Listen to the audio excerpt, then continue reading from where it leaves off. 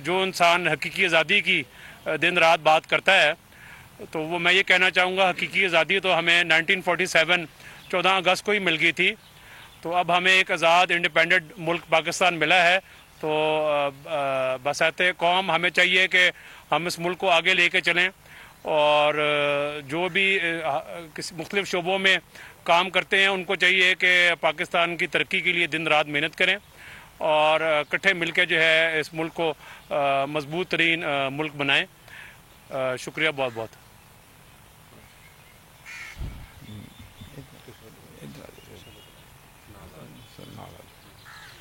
बिस्मिल्लाहिर्रहमानिर्रहीम।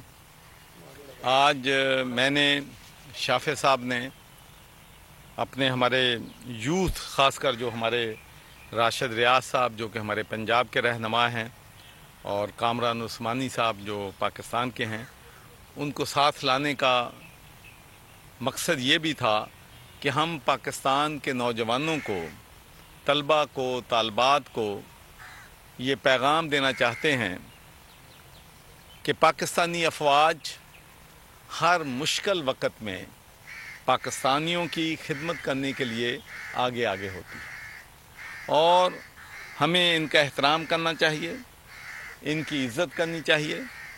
और मैं जब अमेरिका में गया था तो वहाँ उस वक़्त बहुत ज़्यादा, चूँकि तालिबान जो थे वो जीत चुके थे अफ़गानिस्तान में और उसका ब्लेम जो है वो पाकिस्तान को देने की कोशिश हो रही थी।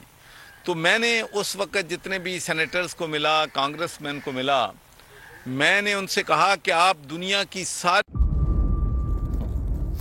इंतज़ार था ना, चलो इस बार वो करते हैं जो इससे पहले किया ही नहीं। किस्मत की आंखों में आंखें डाल के जीतना होगा।